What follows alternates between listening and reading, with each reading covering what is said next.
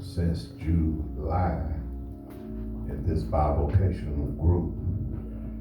Every time I've attended, I've been blessed with someone's preaching.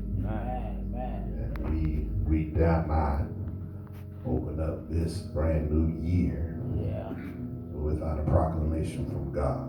I'm in a sanctuary that's full of able and capable preachers. And so I just think it's in order that the first meeting of the year that somebody preaches. And I think the duty falls in my lap. I may not live to see the second Saturday of this month, but since I'm here, I came today to get a blessing. All right. Amen. But Mac, I don't mind being a blessing. Amen. I got a blessing in at least 4 ways today already. And so prayerfully will be a blessing right now. Let me offer my apologies to all of these verified pastors. I was informed about the prayer bowl, the day of the prayer bowl. Matter of fact, right before I was to preach, and I received a text, and I just believe, and I am convicted and convinced, we will either communicate or disintegrate. All right. And had I been informed, as much as I love to do what I've been called to do, All right. I would have been here at this place All right. at that time. Bless you, man. Bless you. But I caught some of the Facebook Live of the prayer bowl, and certainly you guys had an awesome time. Amen. All right, let's go to Daniel chapter 3. All right.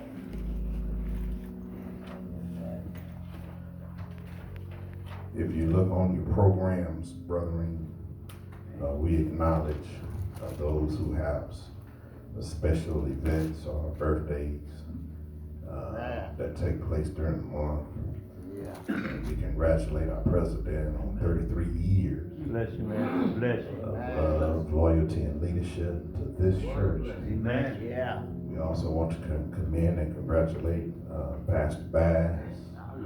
The Lord says the same. On the 29th, he'll be 61. Amen. Amen. What a tremendous blessing. Oh, yeah. And let me just encourage all of the brothers. Let's not, our programs, let's not place these in file number 13. Yeah. This is some wonderful information. It is. Yeah. Yes, sir. I'm half of a century old, Mac. I can't remember what I used to could remember 30 years ago. Oh, man. But listen, if there's a chain group text within this group, if we could remind each other of these dates, and you know, I'm sure that'll be beneficial to all of us. All right. And before we commence, I just want to make sure that we have decided that who's doing Sunday school and who's his assistant. We haven't put that. Now, brethren, I think it'd be in order that we go ahead and try to recommend these for a vote. Go ahead and finalize that. If we don't want to do it for a year, maybe let's do it for every quarter. You know. All right. Every quarter, and that'll give us all, I think, an opportunity to switch up topics. Yeah. So right now, so that program can be accurate, next meet time, we got Pastor Bass Sunday School. Am I correct? With no assistant. We was gonna wait till you get others to get an alternate. Okay, so evangelism is Pastor Hector. Yes. Assistant Pastor Stephen. Yeah. Christian doctrine, is that Pastor Young? Yes. and then I'll be his alternate. You'll be assistant, okay. Pastoral ethics is Pastor Morrison, and then Pastor Wiley, he's alternate.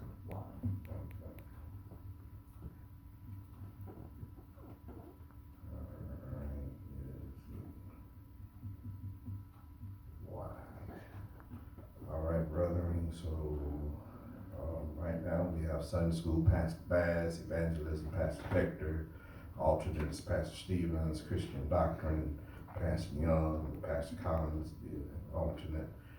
Pastoral ethics is Pastor Morrison, with Pastor Wiley as the assistant. Is that correct? That's correct. Okay. All right. So, brethren, I want to make a motion that we adopt this. What our co-chair has mentioned. Anybody want to finalize this? You can second the motion, and we'll go ahead and approve this for the next meeting. Okay. All right. And at that time, Brother President, Brother Co-Chair, we could see if we want to just finalize that for the quarter and switch it up every quarter. All right. All right. One more thing too, brethren. We put no individual records on these, but if you would like an individual copy of what you have given since July of 2019, I'll be more than happy to print you out a copy. All right. Because what I plan on doing is getting reimbursed from my church, all right, for what I give to the Alliance. All right.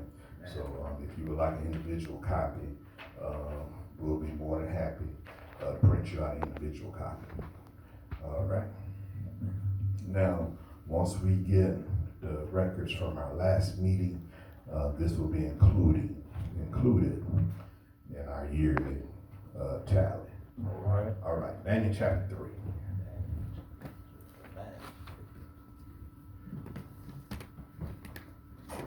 We want to commence right there, verse number 24. All right.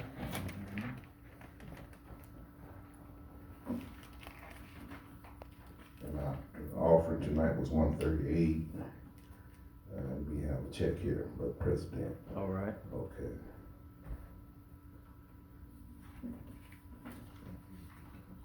I think it's always good to acknowledge we're still trying to get the $200 quota. All right. And that will bless the preacher, Yeah. our musician, All right. as well as bless the Alliance. Yeah. So let us keep that in mind. Man. Then King Nebuchadnezzar Mm-hmm. jumped up in shock and said to his associates, "Didn't we throw 3 men bound into the fire?" Mm-hmm. Right. They answered the king, "Certainly, your majesty." He replied, "Look, I see 4 men unbound walking inside the fire, and they aren't hurt. And the 4th one looks like the Son of God." Nebuchadnezzar went near the opening of the furnace of flaming fire and said, "Shadrach, Meshach, and Abednego, servants of the Most High God, come here." Then Shadrach, Meshach, and Abednego came out of the fire. The chief administrators, ministers, governors, and the king's associates crowded around to look at them. The fire hadn't done anything to them. Their hair wasn't singed. Their garments looked the same as before. They didn't even smell like fire. Nebuchadnezzar declared, "May the God of Shadrach, Meshach, and Abednego be praised. All right. He sent his messengers to rescue his servants who trusted him. They ignored the king's order, sacrificing the bodies because they wouldn't serve or worship any god but their God. I now issue a decree to every people, nation, and language. Whoever speaks disrespectfully about Shadrach, Meshach, and Abednego, God will be torn from limb to limb and their house made a trash heap, because there is no God who can rescue like this." Then King made Shadrach, Meshach, and Abednego prosperous in the province of Babylon. Yeah. We want to sermonize this subject, never let them see you sweat. Amen. All right. Amen. Never Never. let them Let see them see you you sweat. sweat. Our God, you be the preacher. Let us be receptive to your word. In Jesus' name we pray. We say amen. Amen. And thank the Lord. Amen. It was in 1984. The Gillette Company, they launched a new series of TV commercials All right. for its dry idea deodorants. They introduced a slogan that eventually became one of their famous slogans of all time. All right. Never let them see you sweat. All right. It was June the 7th, 1984. This highly catchy phrase is credited to veteran ad man Phil Slott. Phil Slott was a famous ad man who coined the phrase for the Navy. It's not just a job, but it's an adventure. All right. It was Phil Slott who had given Dry Idea this commercial, this memorable phrase, not only for their tagline, but because these phrases were witty, because they were performed by celebrities So, who each did a commercial mentioning three nevers in their professional careers, the last of which always included that famous phrase, never let them see you sweat. all right. Come with me, brother, and down All right. memory lane. You remember Dan Reeves, the Denver Broncos coach. He did a commercial. He had three nevers to being a winning coach. All Dan right. Reeves would suggest never let the press pick your starting quarterback. All right. Yep. He had another never that says never take a last place team lightly. All right. The last never in which Dan Reeves would say, no matter what the score, never let them see you sweat. All right. My childhood crush, Lauren Hutton, she was a famous actress. She had three nevers to getting older in Hollywood. Man. She says in that commercial, never audition first thing in the morning. Okay. She had another never that was just never play a character that's half your age. All right. And that last never, on never getting older in Hollywood, she says, if your leading man is prettier than you, never let them see you sweat. Amen. All right. All We right. remember Elaine Boozler, the famous comedian. She had three nevers for comedy. Elaine would say, never follow a better comedian. All right.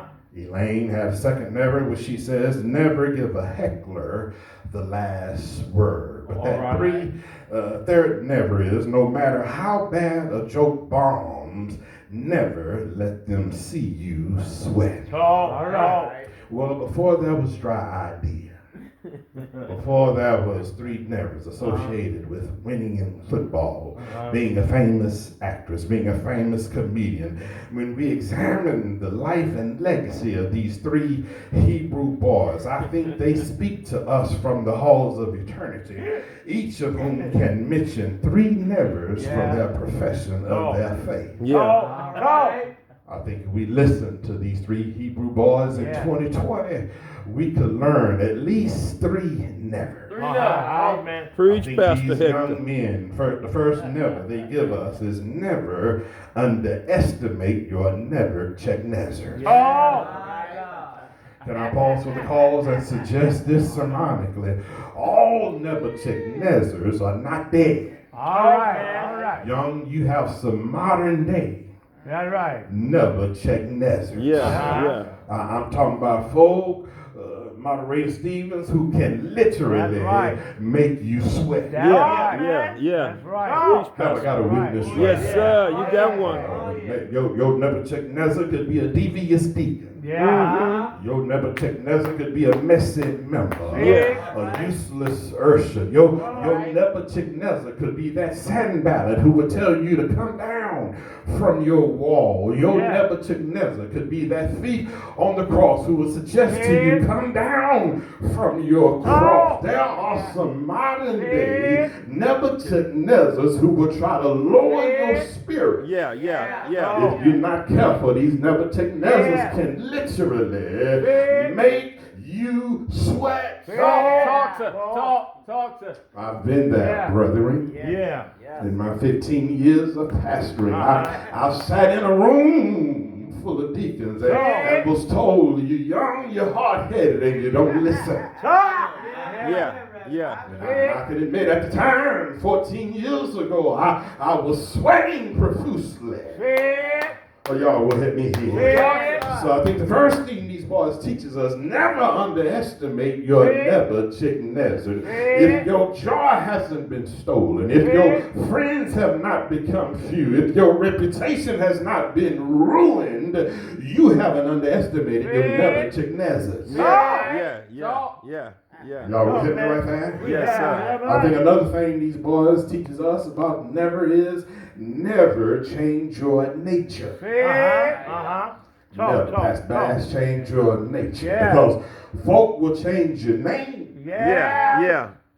But just because they change your name, your nature ought not to change. Preach. Y'all gonna hit me here. Yes, sir. Yes, Have you ever sir. been called everything but a child of God? Yeah. That's okay. Have you ever been called a pimp? Have you ever been called a player? Well, y'all gonna hit me right there. Have you ever been called a liar? Yeah. A cheat, no good husband? Yeah. Player from the Himalayas? I mean, when we look at the text is tailored to teach us that when we think of Shadrach, Meshach, and Abednego, these are their slave-given names. Yeah. But when you note their Hebrew names, Shadrach's name was Hananiah. Yeah. In the Hebrew, that means God is gracious. Yeah. Meshach's name was Michelle, meaning that God is my everything. When you think of Abednego, his real name was Azariah, which simply means God is my help. Preach that. So my fellow brethren, pastors and peers, when folk try to change your name, your nature ought not to change, because you ought to remember who your help is, because God is your everything, and God is gracious.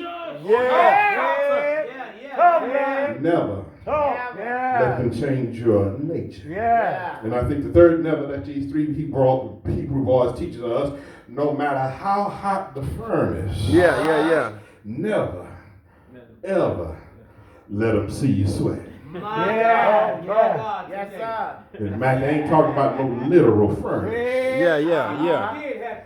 Because your church could be a place of combustion. Where you dwell could be a flammable place. Where you wash could be a heated place. I mean, when wives turn worldly. Y'all gonna hit me here? Sons get smart at it. Daughters get defiant. That could be a flammable place. Even where you work could be a heated place. When managers are mean and messy. When supervisors are sadistic. Even where you worship. Preach, Pastor Hector. Could be a flammable place. Y'all gonna hit me here? Well. I think it's safe to say the place where we visit at least 52 times a year could be an 800 degrees Celsius, a place of combustion. But you ought to never ever let them see you sweat. I know President Robinson, things can happen where moisture is excluded from the pores of the skin in profuse quantities as reaction to heat, physical exertion, fever, or fear. I know things can happen. That'll make you want to sweat. But as carriers of the precious cargo of Calvary, we ought not to ever let them see you Sweat. sweat. And saints, that's the beauty of these boys. Yeah. That's the highlight of these Hebrews. That's the assurance of this ancient character. Understand the story of these three boys. You have to know what the script doesn't say. Oh, man. Because I don't read nowhere in the text where these boys were alarmed. I don't read nowhere in the text where these boys were confused, dismayed, fearful, horrified, scared, agitated, or they had cold feet. That lets me know that they didn't bother to let nobody Yeah. see them sweat. Yeah. Listen, as I rush to the close, furnaces will either defeat you or develop you. Preach, Pastor Hector. A lot of us, we fail to see how God wants to use our furnaces for good in our lives. Yeah. Brethren, as we journey to our churches Well, in this brand new year, don't resent your furnaces, but resolve your furnaces. Yeah. Don't flee Yeah. your furnaces, but face your furnace head on. You don't ever have to let them see you sweat. yeah. When you know that your furnaces can be used for direction. Yeah. Sometimes God has to light a fire under us Yeah. to get us moving in the right direction. Oh, yeah. Oh, man. And listen, we don't need to go to them five sisters. No. We don't need to go to the palm reader No. to discover when God is lighting a fire Yeah. under you. Are y'all gonna hit me right there? Well, Sometimes problems point us in a new direction. Yeah. And they motivate us to change. yes, sir. I think that defines insanity when you try doing the same stuff over and over, Yeah. expecting differing results. Yeah. Sometimes God causes us Yeah. to go in a different direction. Preach, Doc. Preach, Pastor Have I Hector. got a witness? Yes, sir. Don't always give the devil credit Uh-huh. for our furnaces. Yeah. What we think sometimes is a device of Satan really could be a design of the Savior. Yeah. Not to kill us, Yeah. but to keep us. Yeah. Not to burden us, but to bless us. Yeah. Not to hinder us, Yeah, but yeah. to help us. yeah. Come here, Isaiah. Help me preach this thing. Isaiah says, eyes have not seen. Yeah. Ears haven't heard. Neither has it entered To the hearts of me. into the hearts of men Right. the good things God Yeah. says Go ahead. that I have in store Yeah. for you. Yeah, yeah. Use your furnace Uh-huh. to give you direction. Yes. You can use your furnace to give you inspection. Yeah. Mhm. Folk are like tea bags. All right. You want to know what's inside of them? Just drop them in hot water. Yeah. Brother pastors, what do furnaces Uh-huh. reveal about us? Yeah. When I was a lad of a boy, they taught me in grade school, Yeah. I'm a little teapot, short and stout. Here is my handle. Here is my sprout. When I get all steamed up, hear me shout, tip me over and pour me out. Sometimes God can use a furnace in our lives to see what's inside of us. And Moderator Stevens, that ain't the time to give God no pity. God wants to really see what's inside of us, and that is a praise. Are y'all gonna hit me right there? Yeah.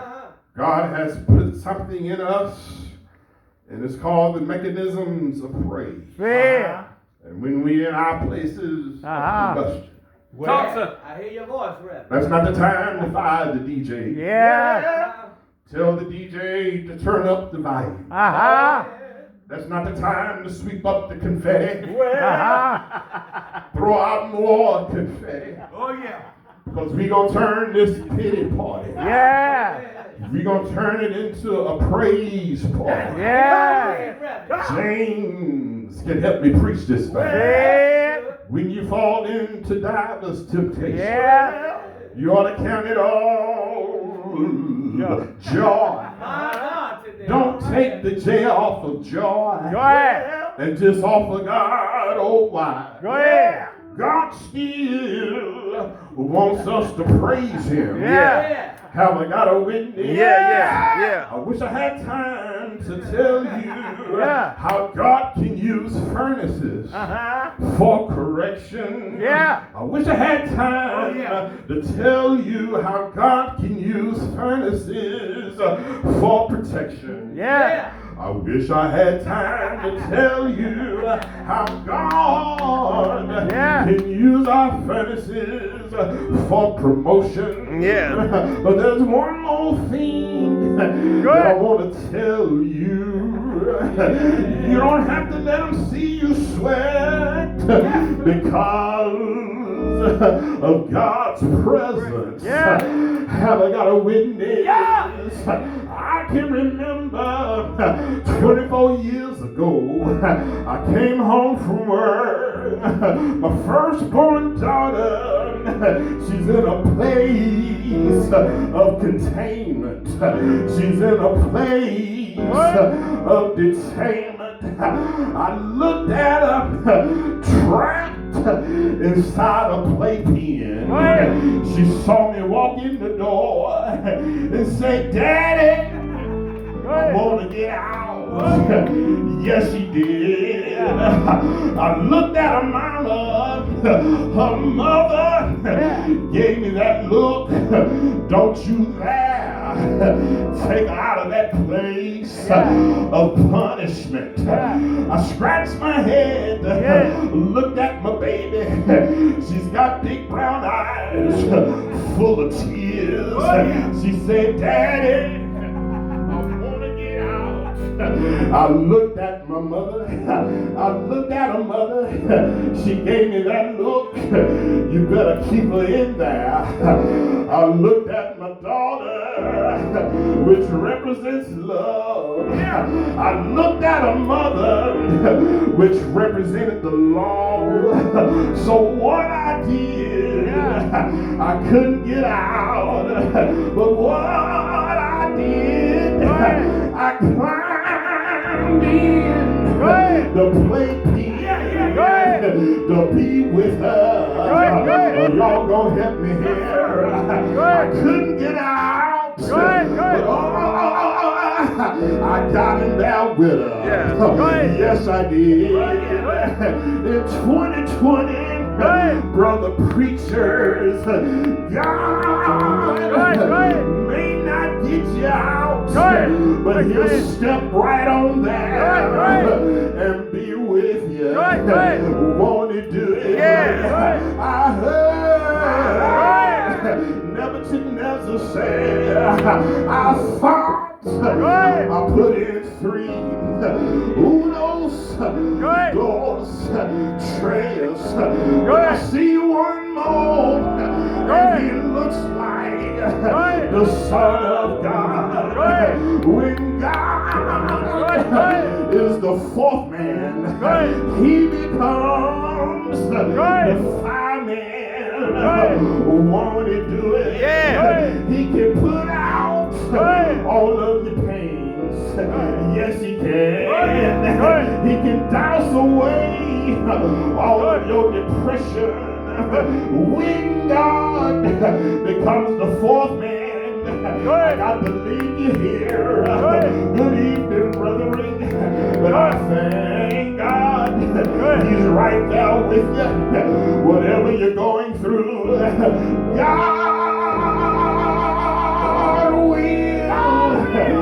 take care of you. No wonder the songwriter said, he'll come down from the sky.